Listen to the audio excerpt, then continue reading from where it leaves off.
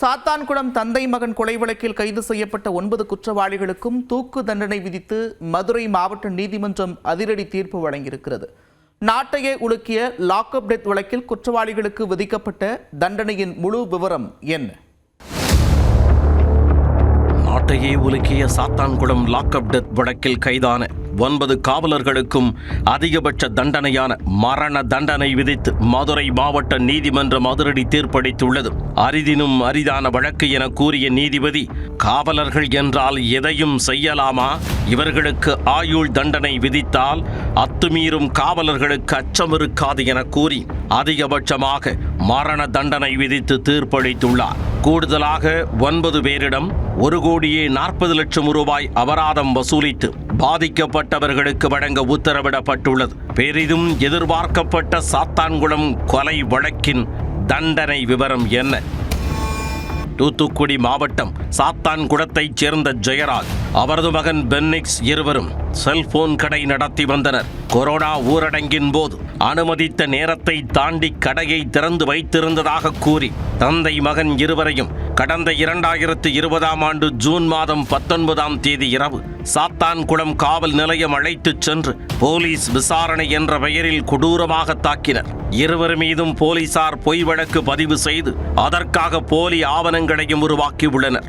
இரவு 8 மணி முதல் அதிகாலை 3 மணி வரை மரணத்தை விளைவிக்கும் காயங்களை உருவாக்கும் வகையில் தந்தை மகன் இருவரையும் ஆடைகளை களைந்து நிர்வாணப்படுத்தி கம்பு, கம்பி போன்ற ஆயுதங்களால் கொடூரமாக தாக்கியுள்ளனர்.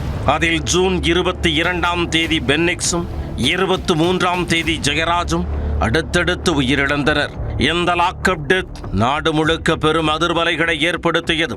ஆரம்பத்தில் சிபிசிஐடியின் வசம் இருந்த இவ்வழக்கு சிபிஐ விசாரணைக்கு மாற்றப்பட்டு கொலை வழக்காக பதிவு செய்யப்பட்டது.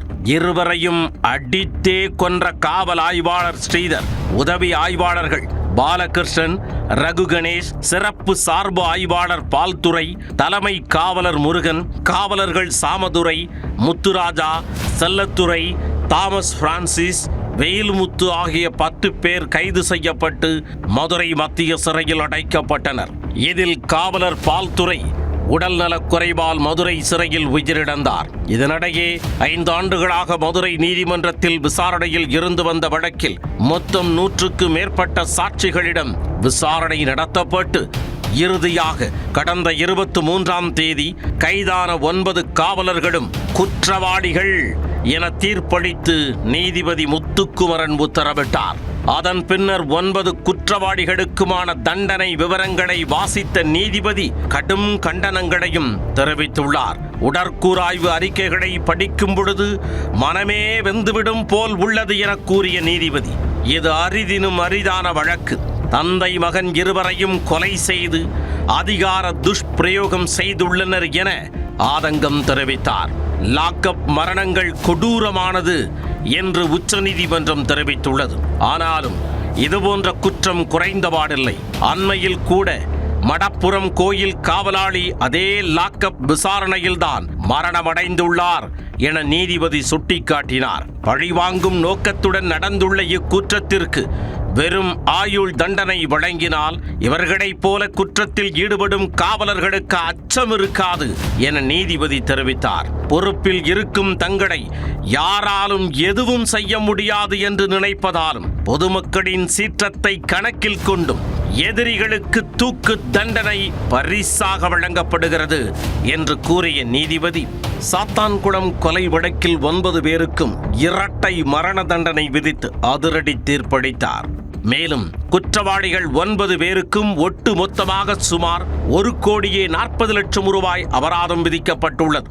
அவர்களிடம் இருந்து வசூலிக்கப்படும் அந்த தொகையை பாதிக்கப்பட்ட குடும்பத்திற்கு வழங்க வேண்டும் எனவும் நீதிபதி உத்தரவிட்டார். லாக்அப் டெத்துகள் தொடர்ந்து நடக்கக்கூடாது.